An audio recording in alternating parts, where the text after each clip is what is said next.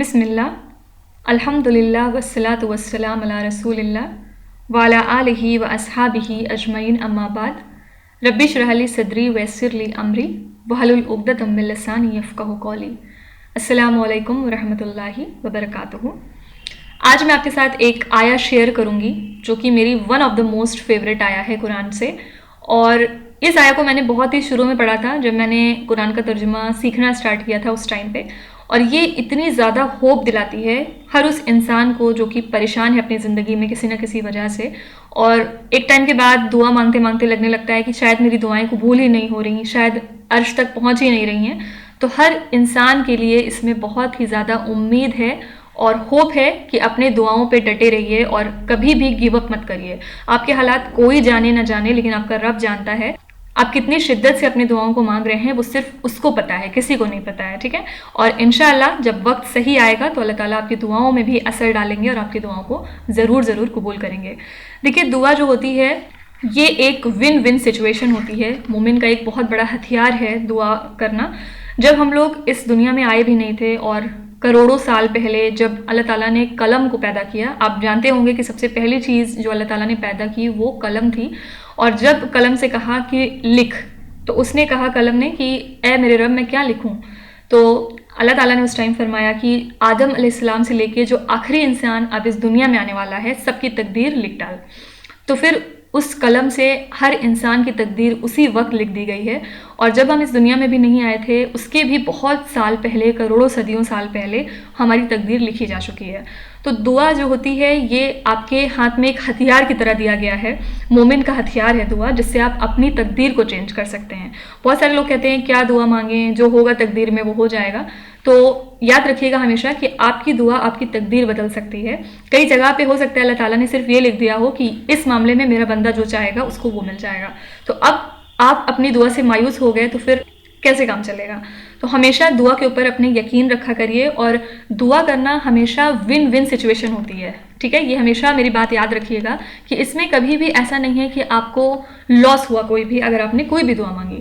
سب سے پہلے تو آپ یہ یاد رکھیے کہ آپ جس رب کے آگے کھڑے ہیں، جس سے دعا مانگ رہے ہیں، وہ رب الکائنات ہے، وہ ہر چیز پہ قادر ہے، وہ جو بھی آپ کی پرابلم ہے اس کو مٹانے پہ قادر ہے، جو بھی آپ مانگ رہے ہیں اس کو دینے پہ قادر ہے، اور وہ ہر چیز پہ، ہر ایک چیز پہ قدرت رکھتا ہے۔ تو سب سے پہلے تو دل میں یہ سکون ہونا چاہیے کہ میں جس رب سے مانگنے جا رہی ہوں وہ بہت عظیم ہے، المالک ہے، پوری کی پوری کائنات اس کی ہے، تو میں جو مانگوں گی وہ تو بہت تھوڑا ہے، اس کے خزانے میں سے میں جو بھی مانگنے جا رہی ہوں بہت تھوڑا ہے، اللہ تعالیٰ ضرور دیں گے، ٹھیک ہے؟ اب ون ون سچویشن کیسے ہے؟ پہلی کنڈیشن یہ ہو گئی کہ آپ نے کوئی دعا مانگی اور اسی وقت وہ دعا قبول ہو گئی، ٹھیک ہے؟ تو یہ ہوتی ہے پہلی کنڈیشن جس میں آپ نے کوئی بھی چیز مانگی اللہ تعالیٰ سے اور اللہ تعالیٰ نے اس کو فوراً آپ کو دے دی۔ سیکنڈ کنڈیشن یہ ہوتی ہے کہ آپ نے کوئی چیز مانگی اللہ تعالیٰ سے، لیکن بدلے میں اللہ تعالیٰ نے وہ آپ کو نہیں دیا جو آپ مانگ رہے تھے، لیکن ہاں اس سے بہتر کچھ اور دے دیا کچھ ٹائم کے بعد آپ نے اس کو فیل کیا کہ ہاں جو میں مانگ رہا تھا وہ صحیح نہیں تھا، شاید جو اب مجھے ملا ہے وہ میرے لیے زیادہ بہتر ہے، ٹھیک ہے؟ تو دوسری کنڈیشن یہ ہو جاتی ہے جہاں پہ آپ مانگتے رہتے ہیں کوئی چیز، لیکن آپ کو نہیں ملتی ہے کسی وجہ سے، کیونکہ اللہ تعالیٰ العظیم ہے، الحلیم ہے، الحکیم ہے، حکمت والے فیصلے کرتے ہیں۔ اگر آپ کے حق میں کوئی چیز ٹھیک نہیں ہے تو اللہ تعالیٰ اس کو ڈیلے کرتے ہیں کبھی کبھی کہ یہ چیز ٹھیک نہیں ہے، میں بعد میں کچھ اور چیز دے کے اس دعا کو پوری کر دوں گا، ٹھیک ہے؟ تو کئی بار ہوتا ہے کہ آپ کچھ مانگ رہے ہیں، نہیں ملا آپ کو، لیکن بدلے میں پھر آپ کو اس سے بہتر کچھ مل گیا۔ تیسری کنڈیشن یہ ہوتی ہے کہ آپ نے کوئی دعا مانگی لیکن آپ کی دعا قبول نہیں ہوئی، ٹھیک ہے؟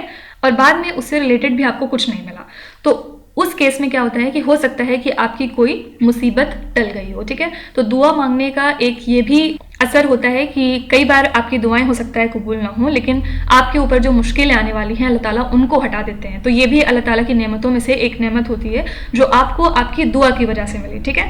اور چوتھی جو کنڈیشن ہے کہ بہت ہی زیادہ فیوریٹ ہے میری، اللہ تعالیٰ ہم سب کو اس کنڈیشن میں رہنے کے لیے صبر دے۔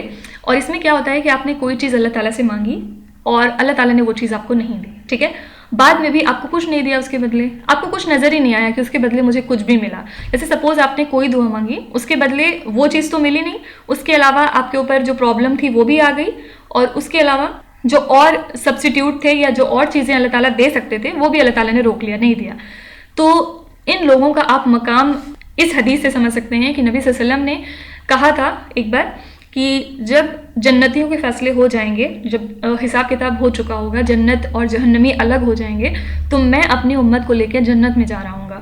تو اس ٹائم پہ میں دیکھوں گا کہ جیسے ایک لیڈر سب سے آگے ہوتا ہے، رائٹ، تو نبی صلی اللہ علیہ وسلم سب سے آگے ہوں گے اور ان کے پیچھے ان کے پوری امت فالوورس ہوگی جو جنت میں جا رہی ہوگی. اس ٹائم پہ نبی صلی اللہ علیہ وسلم دیکھیں گے کہ کچھ ایسے لوگ ہیں جو نبی صلی اللہ علیہ وسلم کے آگے بھی جنت میں جا رہے ہیں، وہ ان سے بھی آگے کھڑے ہیں جنت میں جانے کے لیے.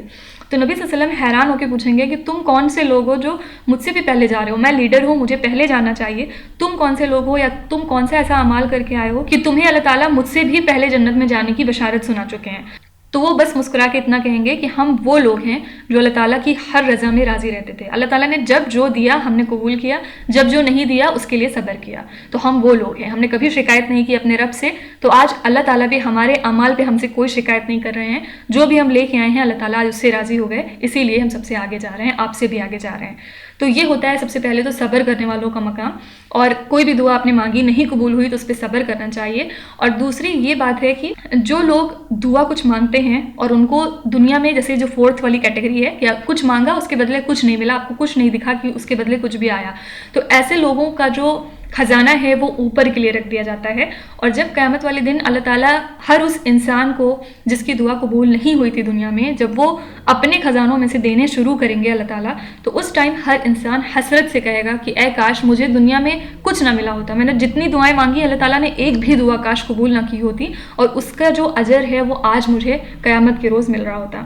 تو یہ جو ہے اجر رہے گا اس انسان کا جس نے دنیا میں کچھ مانگا اور اسے کچھ بھی نہیں ملا اس کے بدلے. آلدو اللہ تعالیٰ کی نعمتیں بہت ہیں، ہمیں دکھتا نہیں ہے کہ کچھ نہیں ملا، لیکن ایسا نہیں ہے، اللہ تعالیٰ دیتے ہیں پھر بھی. لیکن یہ اللہ تعالیٰ کی ایک خاص رحمت ہے اپنے برکتوں کے لیے کہ وہ مطلب اتنی محبت کرتے ہیں اپنے بندوں سے کہ دنیا میں تم نے مجھ سے کچھ مانگا لیکن میں نے چلو کسی وجہ سے تمہیں نہیں عطا کیا، لیکن آج میں تمہیں اتنا دوں گا اتنا دوں گا اتنا دوں گا کہ تم کہنے لگو گے کہ بس یار بس ہو گیا، بہت ہو گیا. تو اللہ تعالیٰ ہمیں چوتھے والی کیٹیگری میں شامل ہونے کے لیے ہمیشہ صبر دے. جو بھی ہم دعا مانگتے ہیں اس پہ ہمیشہ ہمیں یقین ہونا چاہیے کہ وہ دعا اوپر جا رہی ہے، اور ہو سکتا ہے وہ اس دنیا میں ہمیں مل جائے، اس کے بدلے کچھ مل جائے، اس کے بدلے کوئی پریشانی ٹل جائے، اور اگر کچھ بھی نہیں ملا تو پھر آخرت میں تو ڈیفینیٹلی ملے گا. تو اسی لیے کہا جاتا ہے کہ خوب مانگیے، جو آپ کو مانگنا ہے آپ مانگتے جائیے. وہ رب ہے، دینے والی ذات تو اس کی ہے، اور وہ ہر چیز دے سکتا ہے آپ کو. یہ نہیں سوچنا چاہیے کہ میں اپنے حساب سے مانگوں، اپنے حالات کے حساب سے مانگوں، ایسا کچھ نہیں. آپ کو جو مانگنا ہے آپ وہ مانگیے. قبول ہوئی تو ویل اینڈ گڈ، نہیں قبول ہوئی تو آخرت میں اس کا اجر ملے گا. اسی لیے یہ ون ون سچویشن ہوتی ہے کہ اس میں آپ کبھی بھی ہاریں گے نہیں، یا آپ کا کوئی لاس نہیں ہوگا. جو آپ نے مانگا اس کے بدلے آپ کو ڈیفینیٹلی کچھ نہ کچھ ملے گا، دنیا میں نہ صحیح تو آخرت میں. ٹھیک ہے، تو یہ ہو گیا دعا کا کانسیپٹ. اب ہم اس پہ آتے ہیں. اب جو ہے دیکھیے یہ ہوتا ہے کہ جب آپ نے کوئی دعا مانگی تو دل میں ایک شک رہتا ہے کہ پتہ نہیں یہ دعا پہنچی کہ نہیں عرش تک، ہے نا. تو اسی چیز کو اللہ تعالیٰ نے اس آیت میں کھول کھول کے بیان کیا ہے. اس کو ہم سمجھنے کی کوشش کرتے ہیں انشاءاللہ. بسم اللہ الرحمن الرحیم. وَإِذَا، اور جب. دیکھیے قرآن شریف میں جہاں کہیں بھی وا آئے گا اس کا مطلب ہوتا ہے اینڈ، اور. ٹھیک ہے، اسی طرح اگر کہیں پہ الف اور واو آتا ہے تو اس کا مطلب ہوتا ہے یا. ٹھیک ہے، آپشنل، مطلب جیسے اور کہتے ہیں ہم لوگ انگلش میں. تو وَإِذَا، اور جب، سالکا، سوال کریں، عبادی، میرے بندے آپ سے، انی، میرے بارے میں. یہاں پہ کیا کہہ رہے ہیں؟ مطلب یہاں اللہ تعالیٰ نبی صلی اللہ علیہ وسلم سے فرما رہے ہیں کہ وَإِذَا، اور جب بھی کبھی، سالکا، آپ سے سوال کریں گے، عبادی، میرے بندے، انی، میرے بارے میں، کہ میں کہاں رہتا ہوں یا میں کون ہوں یا میں ان کی دعا کب سنوں گا، تو آپ کیا کہیے گا؟ فَإِنِّي قریب، تو میں ان کے بہت زیادہ قریب ہوں. وَإِذَا سَأَلَكَ، اور جب کبھی سوال کریں، عبادی، میرے بندے، انی، میرے بارے میں آپ سے، فَإِنِّي قریب، تو آپ بتا دیجیے گا کہ میں ان کے بہت ہی زیادہ قریب ہوں. یہ آیت کتنی زیادہ ہوپ فل ہے. آئی وش کہ میں آپ کو ایکسپلین کر پاؤں اس کی جو گہرائی ہے اس کو، کہ اللہ تعالیٰ نے یہ نہیں کہا کہ جب میرا بندہ مجھے پکارے گا وضو کی حالت میں تب میں اس کی بات سنوں گا. یہ نہیں کہا کہ جب میرا بندہ مسجد میں جائے گا صرف میں تب اس کی بات سنوں گا. یہ بھی نہیں کہا کہ جب وہ نیک ہو جائے گا، جب وہ نماز پڑھنے لگے گا تب میں اس کی بات سنوں گا. اللہ تعالیٰ نے کہا جب بھی کبھی وہ مجھے پکارے گا، جب بھی کبھی وہ میرا نام لے گا، جب بھی کبھی میرے بارے میں سوال کرے گا، فَإِنِّي قریب، تو میں اس کے بہت ہی قریب ہوں، بے شک میں اس کے بہت قریب ہوں. پھر آگے اللہ تعالیٰ نے فرمایا اجیبو، میں جواب دیتا ہوں، دعوت الداعی، ہر پکارنے والے کی پکار کا، اذا دعان، جب بھی کبھی وہ مجھے پکارے. یہ بھی آیت بہت اچھی لگتی ہے مجھے کہ جب بھی کبھی وہ مجھے وہی بات ہے نا کہ آپ وضو میں ہوں نہ ہوں کوئی مطلب نہیں، آپ نماز پہ کھڑے ہوں نہ کھڑے ہوں کوئی بات، آپ زمین کی گہرائیوں میں ہوں یا کہیں بھی ہوں، آپ کہیں रेत पे खड़े हों, आप कहीं पहाड़ों में हों जहाँ कोई आपको नहीं सुन सकता, लेकिन आप जब वहाँ से अपने रब को पुकारेंगे तो अल्लाह ताला आपको रिस्पॉन्ड करता है, ना सिर्फ सुनता है बल्कि रिस्पॉन्ड करता है। क्योंकि अल्लाह ताला कह रहे हैं ना, उजीबू, मैं जवाब देता हूँ, दावत दाई, हर पुकारने वाले की पुकार का, इज़ादान, जब भी कभी वो मुझे पुकारे।